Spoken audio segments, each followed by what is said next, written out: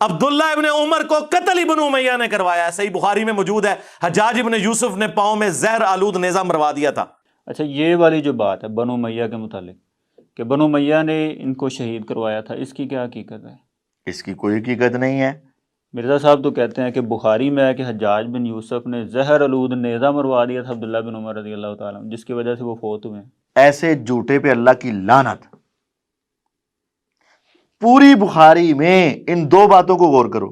یہ مرزا صاحب نے کہا ہے نا کہ زہر آلود نیزہ حجاج نے مروایا تھا، یہ دو لفظ، ساتھ یہ بھی بتایا کہ بنو امیہ نے شہید کروایا تھا۔ ہاں شہید کروایا تھا، یعنی یہ بات تینوں باتیں کر لو کہ زہر آلود نیزہ حجاج نے مروایا اور بنو امیہ نے شہید کروایا، یہ تینوں باتیں صحیح بخاری میں نہیں ہیں۔ تو جو حوالہ انہوں نے دیا ہے، جو حوالہ انہوں نے دیا ہے نا، یہ میرے ہاتھ میں صحیح بخاری ہے، اس کی حدیث نمبر 966 ہے، 966، اس کو دیکھ لیں۔ وہ کیا ہے کہ حضرت عبداللہ بن عمر رضی اللہ تعالی عنہ کے پاؤں کے نیچے نیزہ لگ گیا، پاؤں کے نیچے۔ کسی نے نیزہ مارا ہو تو پاؤں کے نیچے نیزہ لگتا ہے؟ نیزہ کسی نے مارا ہو تو پاؤں کے نیچے نیزہ تو نہیں لگتا نا، نیزہ تو سینے پہ لگے گا، کمر پہ لگے گا، ٹانگ پہ لگے گا، سر پہ لگے گا، پاؤں کے نیچے اس طرح انسان چل رہا ہے یہاں تو نہیں لگے گا۔ تو اصل بات یہ ہے عبداللہ بن عمر رضی اللہ تعالیٰ عنہ کے پاؤں کے نیچے نیزہ لگ گیا، تو پھر ان کا پاؤں جو ہے رکاب کے ساتھ چمٹ گیا۔ پھر کہتے ہیں وہ خون اتنا نکلا کہ رکاب کے اوپر رکھا تو وہ چمٹ گیا۔ کہتے ہیں میں نے اس کو اتارا تو منا کے میدان میں یہ بات ہوئی، تو حج کا موقع تھا منا کے میدان میں، تو حجاج کو یہ خبر پہنچی کہتے عبداللہ بن عمر رضی اللہ تعالیٰ کو چوٹ لگ گئی ہے، تو حجاج آ کر آپ کی عیادت کرنے لگا۔ تو حجاج کہتے کہ اگر مجھے پتہ چل جائے نا کہ کس کی وجہ سے آپ کو لگا ہے، تو ابن عمر رضی اللہ تعالیٰ نے آگے سے غصے میں کہہ دیا انت اصبتنی، تو نے مجھے لگایا ہے۔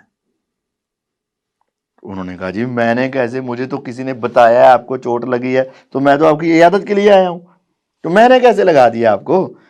تو کہتے ہیں جی عبداللہ بن عمر رضی اللہ فرمانے لگے اصل میں اس دن حج والے دنوں میں اور عید کے دنوں میں یہ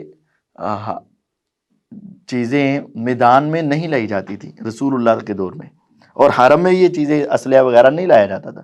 جب سے تمہاری حکومت آئی ہے اس وقت سے تم نے یہ کام شروع کیا ہے، تو نہ تم لاتے، نہ میرے پاؤں پہ چوٹ لگتی، اور نہ آج مجھے یہ تکلیف ہوتی۔ اب اس کی تین باتوں کو پھر ذرا غور سے دیکھو۔ زہر آلود اس روایت میں نہیں ہے، نیزہ مارا گیا اس میں نہیں ہے، شہید کیا گیا اس میں نہیں ہے، وفات کا نہ شہادت کا ذکر ہے، نہ نیزہ مارنے کا ذکر ہے کہ حجاج نے یا کسی نے مارا، اور نہ ہی زہر آلود ہونے کا ذکر ہے۔ بس یہ کہ ان کے پاؤں میں چوٹ لگی۔ تو اس سے اگر یہ اخذ کرنا ہے کہ انہوں نے ان کو شہید کر دیا اور انہوں نے ان کو پھینٹی لگائی نعوذ باللہ، اور انہوں نے اس کے اوپر یہ ظلم کیا، اس طرح کی تو پھر بڑی باتیں ہیں۔ آپ دیکھیں نا، یہ جو عبداللہ بن عمر رضی اللہ تعالیٰ عنہ حجاج کو کہہ رہے ہیں کہ تو نے ہی مجھے یہ مروایا ہے یا تو ہی مجھے مارنے والا ہے، تو اس سے تو پھر یہ بات ثابت نہیں ہو رہی۔ نہیں، اصل میں یہاں صرف سبب بتایا جا رہا ہے۔ دیکھیں نا اصل میں ہوا کیا ہے، میں آپ کو اصل بات اچھا عمر رضی اللہ تعالیٰ شہید ہو گئے، خلیفہ، حضرت عثمان رضی اللہ تعالیٰ خلیفہ شہید ہو گئے، علی رضی اللہ تعالیٰ خلیفہ شہید ہو گئے، معاویہ رضی اللہ کو شہید کرنے کی کوشش کی گئی، اور حضرت حسن رضی اللہ شہید ہو گئے۔ جب حالات ایسے ہیں کہ خلیفہ وقت کو شہید کیا جا رہا ہے، ان کے ساتھ ظلم و زیادتی کی جا رہی ہے، تو پھر اس وقت حکمرانوں نے، گورنروں نے اپنی حفاظت کے لیے کچھ لوگ مقرر کر لیے، وہ اسلحہ وہاں ان کے ساتھ ساتھ لے جاتے تھے۔ تو اس موقع پر پھر حرم میں اور مینا وغیرہ میں اسلحہ آ گیا، بس یہ۔ تو ایک لحاظ سے حضرت عبداللہ بن عمر رضی اللہ عنہ یہ کہنا چاہتے ہیں نہ تم اسلحہ لاتے، نہ میرے پاؤں میں لگتا، اسلحہ تم لے کے آئے تو میرے پاؤں میں لگا، اس لحاظ سے کہہ دے کہ تم نے۔ اب اچھا اس کی مثال میں آپ کو دیتا ہوں۔ کیا کوئی مسلمان بھی یہ مان سکتا ہے کہ حضرت عمر رضی اللہ عنہ کو حضرت اہل بیت نے شہید کیا ہے؟ نہیں، ہم تو کبھی نہیں مانتے. کوئی بھی مسلمان یہ مان سکتا؟ نہیں مان سکتا. لیکن اگر مرزا صاحب کی عقل اور سوچ کو لگایا جائے تو مرزے کے مطابق ذرا غور کیجئے گا. جب حضرت عمر رضی اللہ تعالی عنہ کو شہید کیا گیا، خنجر مارے گئے، تو انہوں نے عبداللہ بن عباس رضی اللہ عنہ سے کہا کہ جاؤ پتہ کرو مجھے کس نے مارا ہے. آ کر بتایا گیا کہ ابو لولو فیروز نے، مجوسی نے، مغیرہ بن شعبہ رضی اللہ کے غلام نے آپ کو مارا ہے. تو اس وقت انہوں نے کہا کہ اللہ کا شکر ہے کہ کسی مدعی اسلام کے ہاتھ سے میری شہادت نہیں ہو رہی.